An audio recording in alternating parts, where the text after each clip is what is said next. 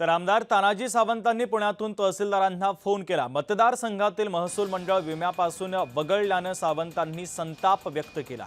सावंतांच्या मतदारसंघातील 6 महसूल मंडळ पीक विम्यातून वगळण्यात आली। अतिवृष्टीग्रस्त भागातील 7 महसूल मंडळ पीक विमा भरपाईतून वगळल्यानं शेतकऱ्यांमध्ये तीव्र नाराजी आहे आणि त्यामुळे आता सावंतांनी संताप व्यक्त केलेला आहे।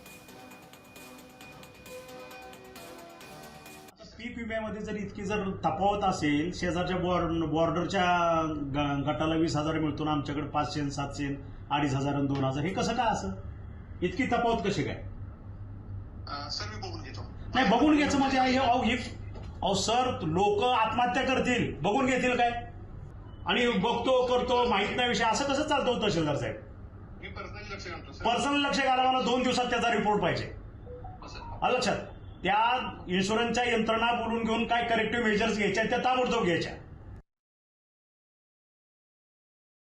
आमची तानाजी सावंत आमदारांना विनंती आहे की आज तुम्ही यदा कधी यापूर्वी मतदारसंघात याला टाळाटाळ केली आणि आज शेतकऱ्याच्या पाठीमागे जर तुम्ही उभारला नाहीत, त्याचा पाठपुरावा केला नाही, शेतकरी पुत्र आणि शेतकऱ्याला जर तुम्ही याची भूमिका स्पष्ट केली नाही, येणाऱ्या काळामध्ये आम्हाला आंदोलन करावं लागेल। ही भूमिका आमची स्पष्ट आहे।